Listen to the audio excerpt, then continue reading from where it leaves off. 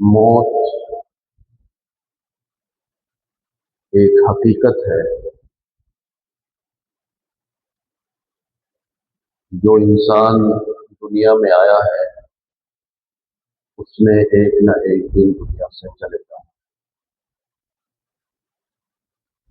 یہ ایک اٹل حقیقت ہے جس کا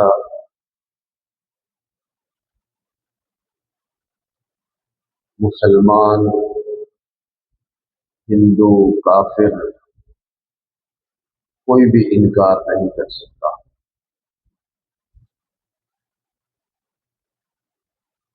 حتیٰ کہ اللہ کے پیارے اور محبوب جماعت یعنی انبیاء علیہ الصلوۃ والسلام کو بھی اس دنیا سے تشریف لے جانا پڑا۔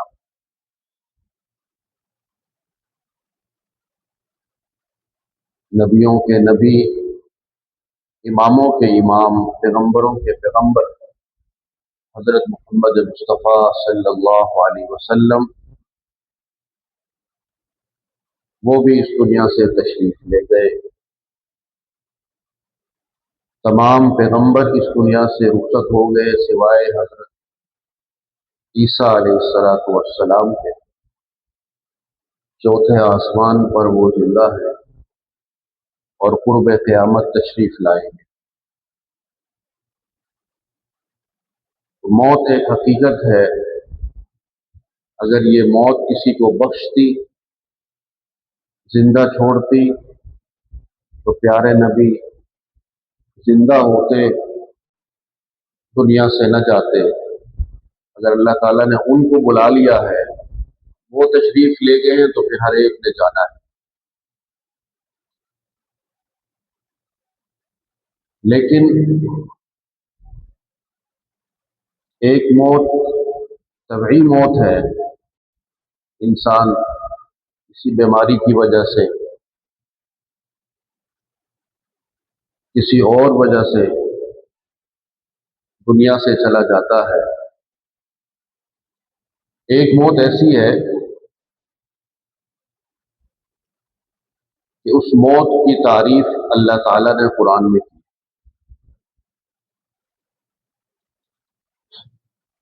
وہ موت شہادت کی موت ہے، شہید کی موت ہے۔ ظاہری طور پر اگر دیکھیں تو شہید پر بھی عام میت والے احکام ہی دنیا کے لحاظ سے نافذ ہوتے ہیں۔ جس طرح عام آدمی فوت ہوتا ہے، مر جاتا ہے، دنیا سے چلا جاتا ہے، اس کو بھی قبر میں دفن کیا جاتا ہے، شہید کو بھی دفن کیا جاتا ہے۔ عام آدمی اس دنیا سے چلا جاتا ہے، عام میت جو ہوتی ہے اس کا نماز جنازہ پڑھا جاتا ہے، شہید کا بھی نماز جنازہ پڑھا جاتا ہے۔ عام آدمی شادی شدہ اس دنیا سے چلا جاتا ہے تو اس کی بیوی 4 مہینے 10 دن اپنی عدت پوری کرتی ہے، پھر وہ آگے نکاح کر لیتی ہے۔ شہید کے ساتھ بھی یہی معاملہ ہے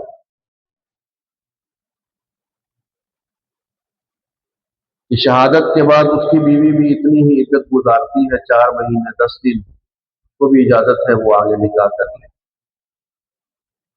تو دنیاوی احکام کے اعتبار سے دیکھا جائے تو دونوں برابر ہیں، لیکن اللہ تعالیٰ فرماتے ہیں کہ یہ جو شہید کی موت ہے، یہ جس نے اللہ کے دین کی خاطر،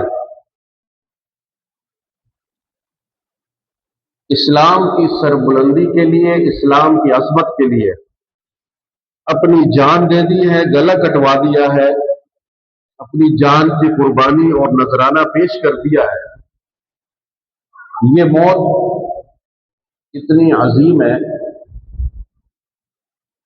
اللہ تعالیٰ فرماتے ہیں وَلَا تَقُولُوا لِمَن يُقْتَلُ فِي سَبِيلِ اللَّهِ أَمْوَاتٌ، کسی اور میت کے بارے میں، کسی اور مرنے والے کے بارے میں اللہ تعالیٰ نے یہ نہیں کہا۔ فرمایا یہ اللہ کے راستے میں قربانی دینے والا، جان دینے والا، گلا کٹوانے والا، شہادت کا مرتبہ پانے والا، یہ معمولی بندہ نہیں ہے۔ وقتی طور پہ تو تمہیں نظر آ رہا ہے کہ اس کی روح اپنے جسم سے جدا ہو گئی ہے، اسی لیے تو تم نے اس کا جنازہ پڑھا ہے، اسی لیے تو اس کو دفنایا ہے، میت والے سارے احکام اس کے ساتھ ہوئے ہیں۔ لیکن اللہ تعالیٰ نے اس کو ایسی ابدی زندگی دی ہے، ہمیشہ والی زندگی دی ہے، ایسی عظیم الشان زندگی دی ہے کہ اللہ تعالیٰ خود کہہ رہے ہیں کہ وَلَا تَقُولُوا لِمَن يُقْتَلُ فِي سَبِيلِ اللَّهِ أَمْوَاتٌ۔ اللہ کے راستے میں جان کا نذرانہ پیش کرنے والے جتنے بھی لوگ ہیں انہیں مردہ نہیں کہنا۔ تمہاری زبان انہیں یہ نہ کہے کہ یہ مردہ ہو گئے، مر گئے، بلکہ فرمایا بل احیاء، وہ زندہ ہے، ولیکن لا تشعرون، فرمایا زندگی جو ملی ہے ان کو اس کا ادراک تم نہیں کر سکتے کہ وہ زندگی برزخ کی کیسی زندگی ہے، وہ تمہاری سوچ اور خیال میں نہیں آ سکتی۔ وہ اتنی بلند زندگی، ایسی زندگی ہے کہ تم اس کا خیال نہیں کر سکتے، تصور نہیں کر سکتے، ناممکن ہے، محال ہے کہ تم سوچ بھی سکو کہ اللہ نے اسے زندگی کیسے دی ہے، کیسی زندگی اس کو اللہ نے عطا کی ہے۔ اور پھر سورۃ آل عمران میں آیت نمبر 169 میں فرمایا وَلَا تَحْسَبَنَّ الَّذِينَ قُتِلُوا فِي سَبِيلِ اللَّهِ أَمْوَاتًا، شہید کو مردہ کہنا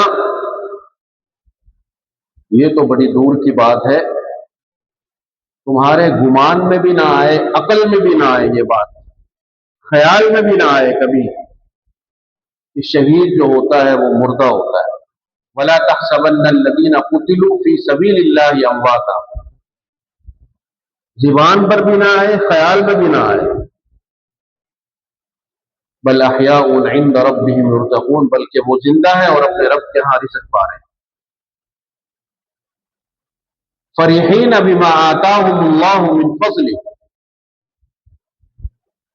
فرمایا وہ تو خوش ہیں، فرحین، فرحت محسوس کر رہے ہیں، خوشی محسوس کر رہے ہیں، بما آتاهم اللہ من فضلہ، اس چیز پر جو اللہ نے ان کو نوازا ہے،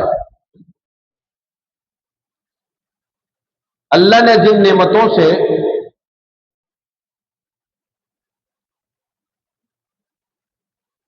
شہداء کو نوازا ہے وہ ان نعمتوں پر خوش ہیں، خوشیاں کر رہے ہیں، اور صرف خوش نہیں ہیں، وَيَسْتَبْشِرُونَ بِالَّذِينَ لَمْ يَلْحَقُوا بِهِم مِّنْ خَلْفِهِمْ، وہ خوشخبریاں سنا رہے ہیں اور کہہ رہے ہیں کہ کاش ہمارے جو بھائی پیچھے رہ گئے ہیں، جن پر ابھی موت نہیں آئی، کاش کوئی بندہ جا کے ان کو بتا دے کہ ہم یہاں پر بڑی پیاری زندگی گزار رہے ہیں، بڑی مزے کی زندگی گزار رہے ہیں، اللہ خوف علیہم ولا هم يحزنون، ہمیں یہاں پر کسی قسم کا کوئی خوف نہیں ہے، ہم غمگین نہیں ہیں، پریشان نہیں ہیں۔ یستبشرون بنعمت من اللہ وفضل، اور وہ خوشخبریاں سنانے اللہ کے فضل پر اور اس کی نعمتوں پر لوگوں کو خوشخبریاں سنا رہے ہیں۔ تو جو زندگی اللہ تعالیٰ شہید کو عطا کرتا ہے وہ ایسی ابدی زندگی ہے کہ اللہ تعالیٰ فرماتے ہیں کہ اسے مردہ نہیں کہنا، ایسی ابدی زندگی ہے، اسے مردہ سوچنا بھی نہیں ہے۔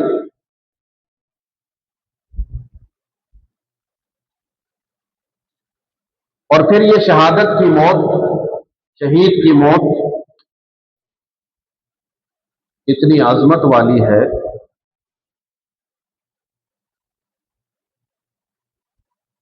کہ نبی کریم صلی اللہ علیہ وسلم بھی یہ مانگ رہے ہیں۔ نبیوں کے نبی ہیں، اماموں کے امام ہیں، پیغمبروں کے پیغمبر ہیں، رسولوں کے رسول ہیں، لیکن پھر بھی یہ خواہش اور تمنا کر رہے ہیں لَوَدِدتُّ أَنْ أُقْتَلَ فِي سَبِيلِ اللَّهِ ثُمَّ أُحْيَا ثُمَّ أُقْتَلْ ثُمَّ أُحْيَا ثُمَّ أُقْتَلْ ثُمَّ أُحْيَا ثُمَّ أُقْتَلْ۔ کہ اللہ میری یہ خواہش ہے، میری یہ تمنا ہے کہ میں تیرے راستے میں شہید ہو جاؤں، زندہ کیا جاؤں، شہید ہو جاؤں، زندہ کیا جاؤں، شہید ہو جاؤں، زندہ کیا جاؤں۔ 4 مرتبہ اس خواہش کا اظہار کیا، 4 مرتبہ۔ اب یہاں علماء نے، اہل علم نے ایک سوال اٹھایا کہ نبیوں کا جو درجہ ہوتا ہے وہ تو بہت اونچا ہوتا ہے، نبوت کا جو منصب ہوتا ہے، جو مرتبہ اور مقام ہوتا ہے وہ تو بہت اونچا ہے، اور شہداء کا جو مقام ہے وہ اتنا اونچا نہیں ہے، وہ تو تیسرے نمبر پر ہے۔ فَأُولَٰئِكَ مَعَ الَّذِينَ وَمَن يُطِعِ اللَّهَ وَالرَّسُولَ فَأُولَٰئِكَ مَعَ الَّذِينَ أَنْعَمَ اللَّهُ عَلَيْهِم مِّنَ النَّبِيِّينَ وَالصِّدِّيقِينَ وَالشُّهَدَاءِ وَالصَّالِحِينَ، کہ جو لوگ اللہ اور اس کے رسول کی اطاعت کرتے ہیں، فَأُولَٰئِكَ مَعَ الَّذِينَ أَنْعَمَ اللَّهُ، اللہ تعالیٰ ان کو کل قیامت کے دن انبیاء کے ساتھ جنت میں داخل کر دے گا، من النبیین والصدیقین، صدیقین کے ساتھ، والشہداء، شہیدوں کے ساتھ، صالحین، اولیاء اللہ کے ساتھ۔ تو پہلا درجہ نبیوں کا ہے، دوسرا درجہ صدیقین کا ہے، اور تیسرا درجہ شہداء کا ہے، اور تیسرا درجہ شہداء کا اور چوتھا درجہ صلحاء کا، اولیاء اللہ کا۔ تو نبی ہو کر شہادت کا مرتبہ مانگ رہے ہیں، یعنی اتنا اونچا مقام ہے، اتنا اعلیٰ مقام ہے۔ پھر تمام نبیوں کے نبی ہیں، امام الانبیاء ہیں، تو اتنے اعلیٰ درجے کی شان ہونے کے باوجود نچلا درجہ کیوں مانگ رہے ہیں؟ یہ سوال اٹھایا اہل علم نے۔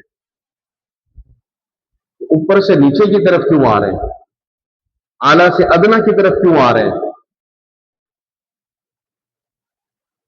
تو کہا، اس کا جواب دیا کہ کبھی کبھی ایسا ہوتا ہے انسان کے پاس اعلیٰ درجے کی چیز ہوتی ہے، اس کو ملی ہوتی ہے، لیکن وہ نچلا درجہ اس لیے مانگ رہا ہوتا ہے کہ نچلے درجے میں مزہ بھی ہوتا ہے، وہ مزہ حاصل کرنے کے لیے اس کو پھر مثال سے سمجھایا کہ آپ کی کسی دوست کے ہاں دعوت ہو، وہ طرح طرح کے کھانے آپ کے سامنے رکھے، بریانی اس کے اندر ہو، قورمہ اس کے اندر ہو، دیگر چیزیں اس کے اندر ہو۔ اب آپ اس دوست کو کہیں یار چٹنی نہیں لائے، آپ چٹنی کدھر ہے چٹنی؟ وہ کہے گا یار میں نے اتنے اعلیٰ اعلیٰ قسم کے کھانے آپ کے سامنے رکھے اور آپ چٹنی مانگ رہے ہیں، ان کے سامنے چٹنی کی کیا وقت ہے؟ تو وہ کہے گا یار چٹنی کا اپنا مزہ ہے، چٹنی کا مزہ اپنا ہے، اس لیے چٹنی مانگ رہا ہوں، اس کی لذت اپنی ہے۔ ٹھیک ہے یہ اعلیٰ ہے، وہ ادنا ہے، وہ چٹنی اس درجے کو نہیں پہنچتی ان کھانوں کے، لیکن اس میں مزہ ہے، لطف ہے، وہ مزیدار ہے، اس لیے میں کھانا چاہتا ہوں۔ یا مثال کے طور پر آپ کہتے ہیں جی میں نے آئس کریم کھانی ہے، وہ کہتا ہے میں نے آپ کو آئس کریم سے اچھی چیز آم کھلا دی ہے، آپ کہیں گے یار نہیں، جو مزہ آئس کریم میں ہے نا میں مزہ لینا چاہتا ہوں۔ بالکل اسی طرح فرمایا کہ نبی علیہ الصلوۃ والسلام کو نبوت اللہ نے عطا کی اعلیٰ ہے، یہ مقام بہت اعلیٰ ہے، بہت اونچا ہے، اس میں کوئی شک نہیں، لیکن شہداء کا درجہ اس لیے مانگ رہے ہیں کہ یا اللہ میں بھی تیرے راستے میں شہید ہو کر وہ لذت حاصل کرنا چاہتا ہوں جو شہید حاصل کرتا ہے۔ میں بھی اپنی جان دے کر، جان قربان کر کے وہ لذت حاصل کرنا چاہتا ہوں جو شہید کو ملتی ہے۔ اس لیے اللہ کے نبی صلی اللہ علیہ وسلم شہادت کی موت مانگ رہے ہیں، اعلیٰ ہونے کے باوجود، مقام اونچا ہونے کے باوجود وہ چاہ رہے ہیں کہ مجھے بھی شہادت کی موت ملے۔ وہ جو مزہ گردن کٹوانے میں ہے، جان دینے میں ہے، جان کا نذرانہ پیش کرنے میں ہے، وہ میں بھی حاصل کرنا چاہتا ہوں، وہ لذت مجھے بھی ملنی چاہیے۔ اس لیے میں یہ دعا مانگ رہا ہوں۔ عرض یہ کر رہا ہوں کہ شہید کی جو موت ہے، شہید کو جو اللہ تعالیٰ زندگی عطا کرتے ہیں، اس کے بارے میں اللہ تعالیٰ فرماتے ہیں کہ یہ مردہ نہ کہو اسے، یہ زندہ ہے، مردہ گمان بھی نہ کرو، مردہ گمان بھی نہ کرو۔ اور اللہ کے نبی صلی اللہ علیہ وسلم سے پوچھا گیا کہ شہید کون ہے؟ فرمایا کہ جو اسلام کی عزت اور سربلندی کے لیے اپنی جان دے دیتا ہے، اپنا گلا کٹوا دیتا ہے، اسلام کی عزت کے لیے، دین کی عزت کے لیے، اللہ کے راستے میں اپنی جان اللہ کے حوالے کر دیتا ہے۔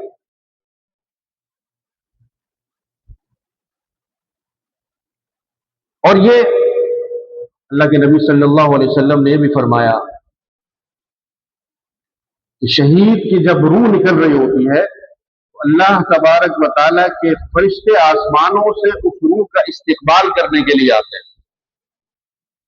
یہ اتنی عظیم الشان روح ہے کہ اللہ تعالیٰ فرشتوں کو بھیجتے کہ جاؤ میرے بندے کی شہید کی روح نکل رہی ہے، اس کا استقبال کرو، سلام پیش کرو، خراج تحسین پیش کرو اس کو۔ یہ روح نکلتی ہے تو پھر رہتی کہاں پر ہے؟ اس کو بھی اللہ کے نبی صلی اللہ علیہ وسلم نے بیان کیا کہ جب شہید کی روح نکلتی ہے تو اس کا مقام کہاں ہے، مستقر کہاں ہے، رہنے کی جگہ کہاں ہے، کس جگہ پر یہ رہتی ہے؟ جاتی تو جنت میں ہے، لیکن کون سا مقام ہے ایسا، کس جگہ پر یہ رہتی ہے؟ تو اس کو حدیث میں اللہ کے نبی صلی اللہ علیہ وسلم نے بیان کیا۔ ایک صحابی کے پوچھنے پر کہ روح تو نکل جاتی ہے، ٹھیک ہے یہ زندہ بھی نہیں ہوتا، لیکن روح رہتی کہاں پر ہے؟ آپ صلی اللہ علیہ وسلم نے فرمایا کہ اللہ تعالیٰ کا جو عرش ہے، عرش الہی جو ہے، اس کے نیچے قندیلیں لٹکی ہوئی ہیں، قندیل، یہ شہداء کی ارواح جو ہیں، روحیں جو ہیں، ان قندیلوں میں رہتی ہیں، بس وہیں رہتی ہیں؟ فرمایا نہیں، اگلا انتظام بھی ہے کہ اللہ تبارک و تعالیٰ نے سبز رنگ کے پرندے، جنت کے پرندے، ان کے لیے ہوائی جہاز بنا دیے۔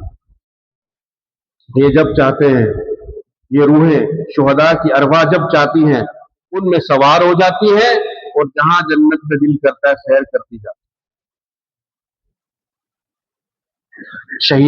شہیدوں کی ارواح وہاں رہتی ہے، کہاں پر؟ عرش الہی کے نیچے رہتی ہے، اور جب چاہتی ہے جنت کی سیر کرتی ہے۔ یہ چھوٹا مقام تو نہیں ہے، چھوٹا مرتبہ تو نہیں ہے کہ روح نکلے تو فرشتے آ جائیں استقبال کے لیے، اللہ تعالیٰ کہے کہ مردہ نہیں کہنا، گمان نہیں کرنا، اور پھر مستقر اور مقام ملے تو وہ عرش الہی کا مستقر اور مقام ملے۔ ایک عورت اللہ کے نبی صلی اللہ علیہ وسلم کے پاس آئی، صحابیہ ہیں، ام ربیعہ، اپنے بیٹے کے بارے میں پوچھتی اللہ کے نبی صلی اللہ علیہ وسلم سے، حارثہ بن سراقہ کے بارے میں، کہ اللہ کے نبی میرا بیٹا آپ کے ساتھ بدر میں لڑا، کفار کے ساتھ لڑا، مسلمانوں کی جماعت میں تھا، آپ کے ساتھ تھا، صحابہ اکرام کے ساتھ تھا، اور اس نے اپنی جان دے دی۔ اب آپ مجھے بتائیں کہ اللہ تعالیٰ نے اس جان کے بدلے میں اسے جنت عطا کی ہے کہ نہیں کی؟ اگر تو اسے جنت عطا کی ہے تو پھر میں خوشی کا اظہار کروں، پھر میں صبر کروں، اور اگر جنت عطا نہیں کی تو پھر میں اس کے لیے دعائیں کروں، پھر میں دکھ کا اظہار کروں، پریشان ہو جاؤں۔ تو آپ صلی اللہ علیہ وسلم نے فرمایا کہ اللہ تعالیٰ نے کوئی ایک جنت نہیں بنائی، اللہ تعالیٰ نے 100 جنتیں بنائی، ایک جنت نہیں بنائی، 100 جنتیں بنائی ہیں، 100۔ جیسے ہمارے ہاں بلڈنگ ہوتی ہے نا، 10 منزلہ، 20 منزلہ، 50 منزلہ، 100 منزلہ، باہر کے ممالک میں اس سے بھی زیادہ۔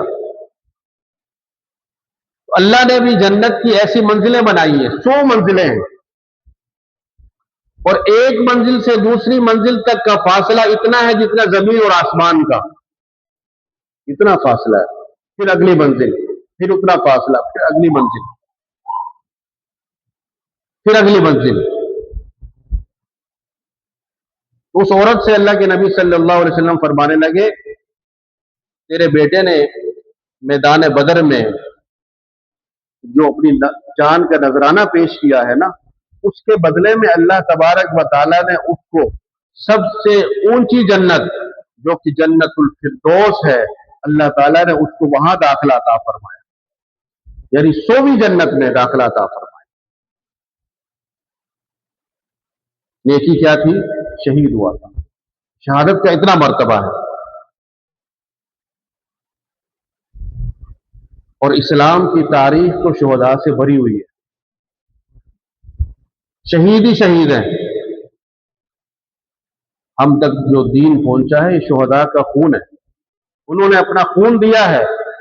اسلام کا جو درخت ہے، شجر ہے، اس کی آبیاری ان کے خون سے ہوئی ہے، انہوں نے اپنے خون سے پانی دیا ہے، تو یہ دین ہم تک پہنچا ہے، اسلام ہم تک پہنچا ہے۔ سب سے پہلی شہیدہ اسلام کی حضرت سمیہ رضی اللہ تعالی عنہا ایمان لے آئی، کلمہ پڑھا، کفار نے مجبور کیا کہ کلمہ چھوڑ دو، محمد عربی صلی اللہ علیہ وسلم کا کلمہ چھوڑ دو، بے وفائی کر لو، نہیں مانی۔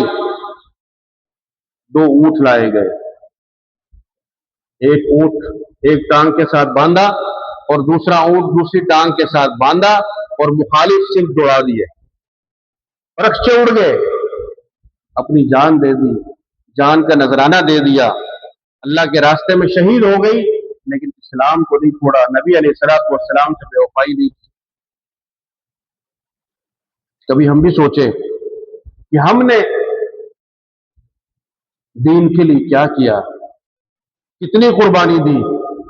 ہم سمجھتے ہیں بس نماز پڑھ لی بس بہت ہے،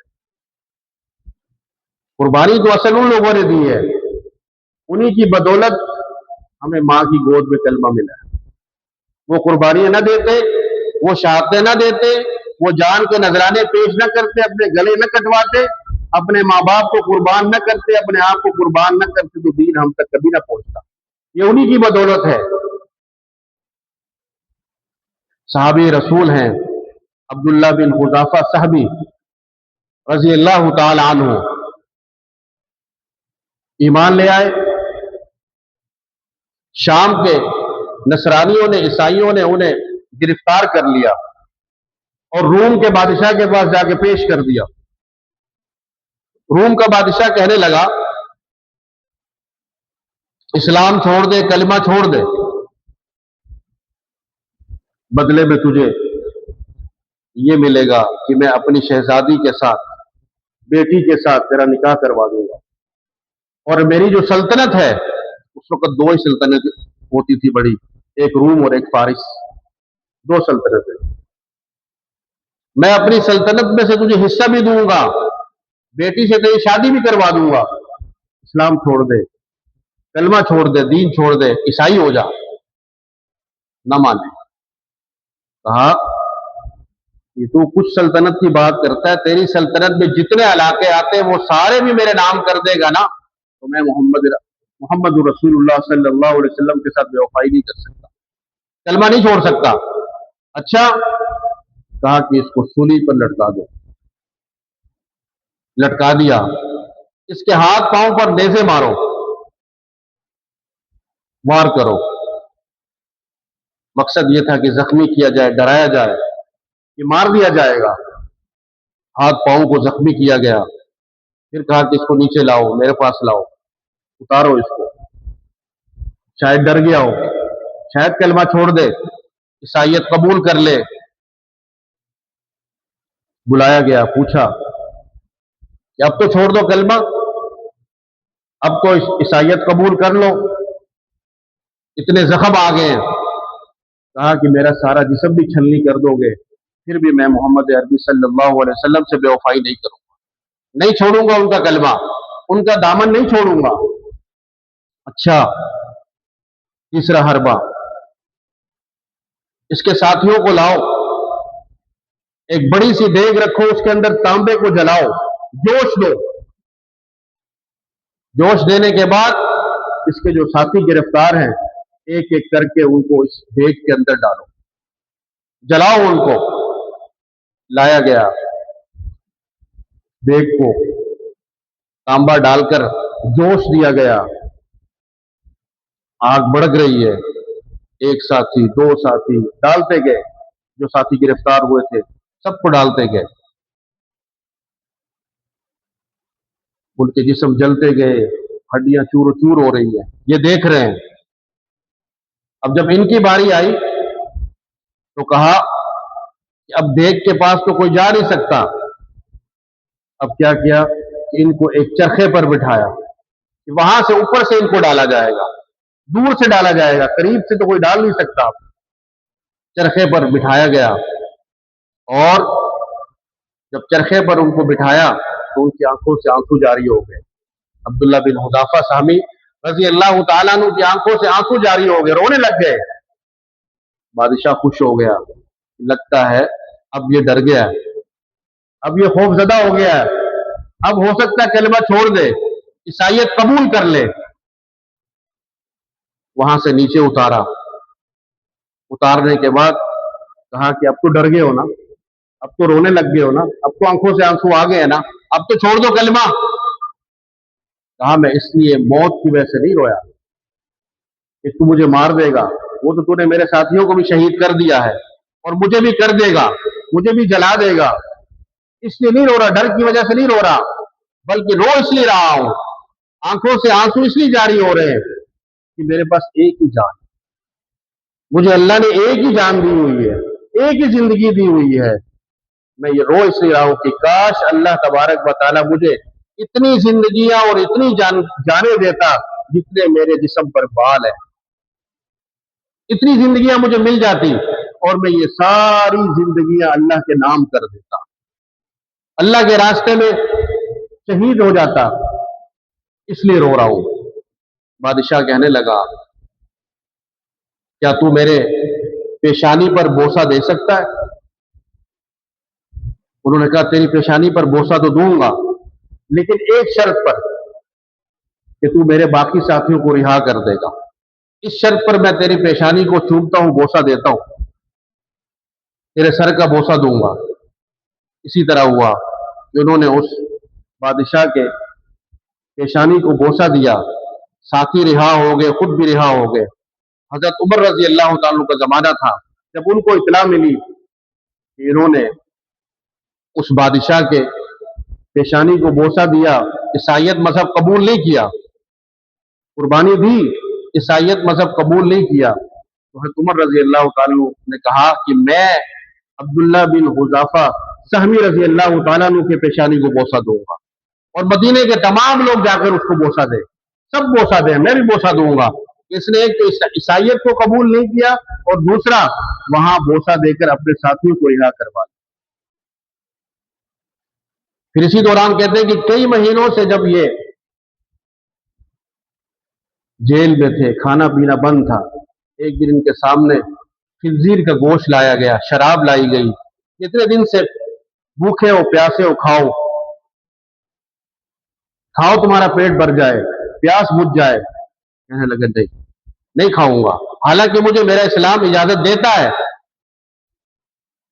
कि मौत से बचने के लिए इतना खा सकते हैं, हराम चीज भी, कि तुम्हारी जान बच जाए, लेकिन मैं ऐसा नहीं करूंगा, खिंजीर नहीं खाऊंगा, शराब नहीं पीऊंगा, इसलिए कि तू अल्लाह का दुश्मन है, मैं ये खाऊंगा और पीऊंगा तो तू खुश हो जाएगा और मैं तुझे खुश होने नहीं दूंगा, इसलिए कि तू अल्लाह का दुश्मन है, तू रसूल का दुश्मन है। अर्ज ये कर रहा था, ये दीन हम तक कुर्बानियों से पहुंचा है, कुर्बानियां दी है साहबा इकराम ने, अहले बैत ने कुर्बानियां दी है, रसूलुल्लाह सल्लल्लाहु अलैहि वसल्लम ने कुर्बानी दी है, ओहद के मैदान में दाद मुबारक शहीद हुआ, ये कुर्बानी तो है। जहर दिया गया, कुर्बानी तो है। ताइफ में पत्थर मारे गए, कुर्बानी तो है। फिर आप खुलफाए सलासा को देखें, हजरत उमर को देखें, कुर्बानी दी, हजरत उस्मान को देखें, जान दी, हजरत अली को देखें, अपनी जान दे दी, हजरत हमजा को देखें, हजरत हसन को जहर दिया गया और हजरत हुसैन रजी अल्लाह ताला को करबला में शहीद किया गया। तो ये इस्लाम और दीन सहाबा इकराम और अहले बैत की कुर्बानियों से हम तक पहुंचा है, उन्होंने अपना खून दिया है और हम सबकी कुर्बानियों को सलाम पेश करते हैं, खराज तहसीन पेश करते हैं और हम सबको मानने वाले हैं, सबको मानने वाले हैं। हमसे किसी एक का इनकार नहीं होता, न अहले बैत में से किसी का इनकार हो सकता है और न सहाबा इकराम में से किसी का इनकार हो सकता है। हम सबको मानने वाले हैं। हमें अगर सहाबा इकराम में से किसी के पांव की खाक मिल जाए तो हम उसको अपनी आंखों का सुरमा बनाएं, अहले बैत में से किसी के पांव की खाक मिल जाए हम उसको अपनी आंखों का सुरमा बनाना सादत समझते हैं। हम सबको मानने वाले हैं, सारों को मानने वाले हैं। मसला तो उनके लिए है जो कुछ को मानते हैं और कुछ को नहीं मानते,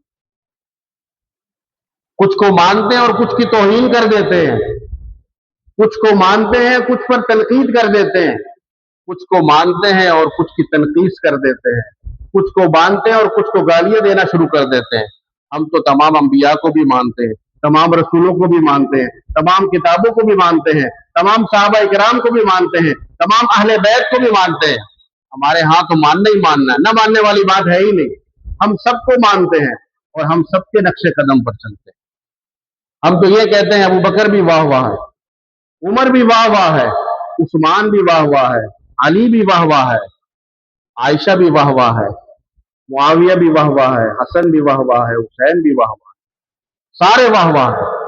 हमारे यहाँ किसी पर कोई लान तान नहीं है, किसी की कोई तनकीद नहीं, हम सबको मानते हैं, सबको मानते हैं। और फिर हम ये भी कहते हैं मानने के साथ साथ कि जिन लोगों ने हजरत उमर रजी अल्लाह तआला अन्हु को शहीद किया हम उन पर लानत भेजते हैं, काफिर जो हुए काफिरों पर लानत भेजते हैं, अबू लोलो फिरोज मजूसी पर लानत भेजते हैं। हम हजरत उस्मान के कातिलीन पर हम बोलो भाई क्या भेजते हैं, लानत भेजते हैं, बेशुमार भेजते हैं। हजरत अली के कातिल पर हम क्या भेजते हैं, लानत भेजते हैं। और हजरत हुसैन रजी अल्लाह तआला अन्हु के कातिलीन पर भी हम लानत भेजते हैं। कत्ल करने वालों पर भी, कत्ल का हुक्म देने वालों पर भी और कत्ल पर शहादत पर खुश होने वालों पर भी हम क्या भेजते हैं, लानत भेजते हैं। हम तो सबको सलाम करते हैं, सब सहाबा इकराम को हम क्या करते हैं, सलाम करते हैं। हम तो सहाबा के भी मानने वाले हैं और अहले बैत के भी मानने वाले हैं कि नहीं। हम सब चाहते हैं कि हमारा हशर सहाबा इकराम और अहले बैत के साथ हो, हमें उनकी सिफारिश मिले, उनके कदमों में बैठने की सआदत हमें मिले। इसलिए हम कहते हैं सहाबा इकराम भी जिंदाबाद है और अहले बैत भी क्या है, जिंदाबाद। आखिर में आप मेरे साथ नारा लगाएंगे ताकि पता चले कि हम सिर्फ सहाबा को नहीं मानते बल्कि अहले बैत को भी दिलो जान से मानते हैं। वो हमारे ईमान का मरकज है, सहाबा भी ईमान का मरकज है और अहले बैत भी ईमान का क्या है, मरकज है। मैं नारा लगाऊंगा करबला का शाह हुसैन, आप क्या कहेंगे, हाय हुसैन, हमारा हुसैन हाय, हम हाय हाय वाले, हाँ हम हैं वाह वाले। अभी शहादत की बात सुनी, फजीलत सुनी, अजमत सुनी आपने कि शहादत इतनी ऊंचा मकाम है, इतना कि पैगंबर भी वो शहादत मांग रहा है, रसूल भी वो शहादत मांग रहा है, उमर भी वो शहादत मांग रहा है।